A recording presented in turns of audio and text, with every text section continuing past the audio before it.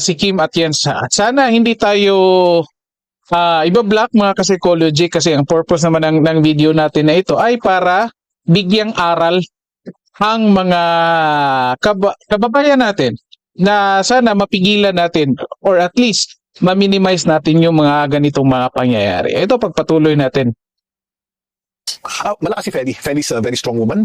Ano siya eh, ang way of coping ni Feli, she's very busy taking care of mga details ng wake, sa pagligpit ng mga pag-ayos ng bahay, ng biyahe namin. Galing kami sa LA ng ilang araw eh. So that's what keeps her sane and keeps her not grieving too much. Ako yung emotional sa pamilya, but right now I'm good. Yung mga anak mo? They're good. Si Jose was Okay mga ka-psychology, mga learners, ka-learners or mga ka-psychology learners, take note po tayo, careful po tayo sa mga ganyang mga statement. Hindi ko sinasabing nag-fake dito si Mr. Kim Atienza, but again, kapag meron po tayong mga kakilala, mga kaibigan, mga kapamilya, nagsasabing I'm okay, I'm good, I'm coping.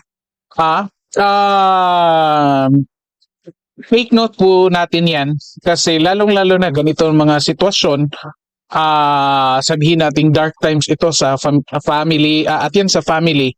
Tapos sasabihin nila na strong naman yung ganito, strong naman si ganito, katulad ng sinabi niya, strong naman yung wife niya, okay siya.